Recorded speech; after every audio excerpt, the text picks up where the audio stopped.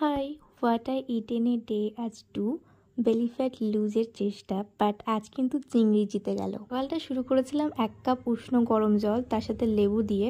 But হ্যাঁ, আমি ক্লিপটা নিতে ভুলে গেছি। তারপর 30 মিনিট এক্সারসাইজ করার পর নিয়েছিলাম 1 কাপ গ্রিন টি আর তার সাথে 2টো বিস্কিট। তারপরে ওই ব্রেকফাস্টের 20-25 মিনিট আগে আমি খেয়েছিলাম ডিম সেদ্ধ, লবণ আর একটু গোলমরিচ গুঁড়ো দিয়ে। আর আজকে ব্রেকফাস্টের জন্য দুধ গরম করছি।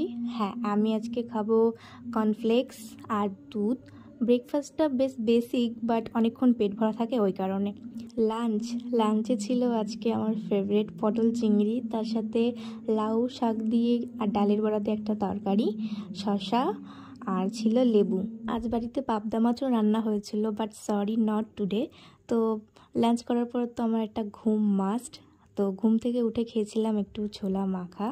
তারপরে খেয়ে নিয়েছিলাম উইদাউট গ্রিন টি। এখন গ্রিন টি খাওয়া অভ্যস্ত হয়ে গেছে, অতটাও খারাপ লাগে না। তো ভেবেছিলাম রাতে রুটি খাবো, বাট চিংড়িকে আর রিসেট করতে পারলাম না। দুপুরের পাবদা মাছ ছিল, তো পটল চিংড়ি দিয়েই রাতে ডিনারটা কমপ্লিট করেছি।